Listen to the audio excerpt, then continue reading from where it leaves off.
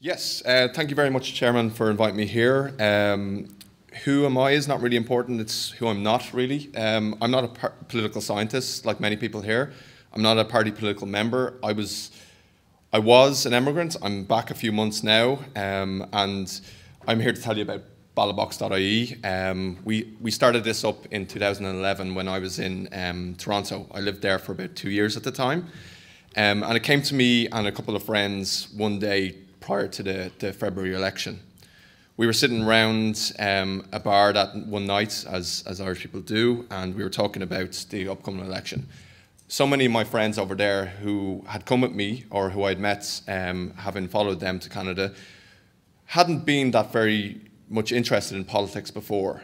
I found a palpable interest in what was happening back home. Obviously, it was one of the major elections of our time. A lot of my friends and the people I met over there felt that they'd been forced to leave the country because of what had happened and what had gone wrong. So obviously there was a different level of interest on that stage. So we talked about it for a while, and we came up with ballotbox.ie. We decided that there was enough people out there who may want to vote, and we felt there was a way to do it. So we built this website quickly. Within 2 or 3 days, we had a volunteer community of about 12 across the world, from Australia to Dublin. Software company run by Joe McCarthy, a presiding officer here in Dublin, who was setting up the software to count exactly how it would in the real election. So by the time the election came around, we had over, I'll go to the figures just right now if I can get this right. Apologies about the PowerPoint presentation, they can be quite boring. Actually, just on this note here, once we started publicising what we were doing, we wanted to get the word out there. Immediately we had media organisations across the world, especially in Canada, very interested in what we were doing, because they couldn't believe that we didn't have the votes. They were seeing more and more Irish people arrive, and we appeared in CBC, the National Post, Al Jazeera, being interviewed about, first off, what's happening back in your country, second off, why you don't have the vote. So there was a lot of interest in the actual idea and the need for it. And that was one of the things that we learned very quickly, was that most other countries had it, apart from, I think, Greece at the time. And we could see a strange connection between Ireland and Greece at the time. I think we all can now. So in terms of the actual stats, the interesting stats that we came up with, General election 2011. So obviously we opened a few weeks before the actual votes. There was two weeks before the vote, we had 154,000 people visit the site. As I said, the counting software was built and managed by a former presiding officer and a software developer, operating exactly how general election would work. We had 5,580 Irish immigrants in 124 different countries vote. They were voting exactly how you would see it here in a polling station, the exact same ballots, and the exact same, they picked their constituency, and these are the results. They're available on our website. So they were quite different in terms of Fianna Fáil.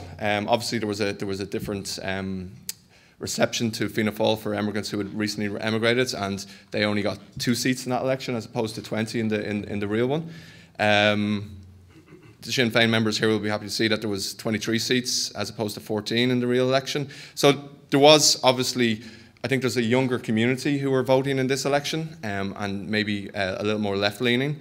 Labour did well, Fine Gael didn't do as well, but all these results are available, as I said, on our website, so I can pass those details on afterwards. The 2011 presidential election was something that people came to us and asked, are you doing it for this? We're very interested in getting our votes across, and we did the same thing. We weren't actually planning to do it, but there was a demand there. You'll see around half the people voted in this election, and I think that goes to the point of what a lot of people are saying, and the interest in presidential election as opposed to general elections. We would have taken the case that it should be general elections, especially for those who plan to go back and who haven't been out of the country for more than 5 years. And these were the actual difference in the two results. There was a few different factors, like the frontline factor, because you'll see that in our poll, you'll see that David Norris actually did better. Michael D. Higgins' vote was pretty much the same. So there is similarities. This was, as I say, was a small number of 2,500.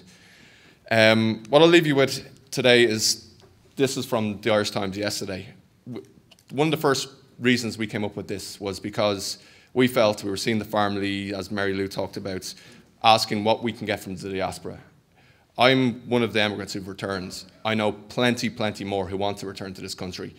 You feel honoured to be an Irish person, and for that vote to be taken away, like, I think we should be encouraging people to return to this country with new ideas, new expectations of how a country should run, how a political system should run, and there's no better way to keep them connected than letting them retain the vote. And that's me. Thank you.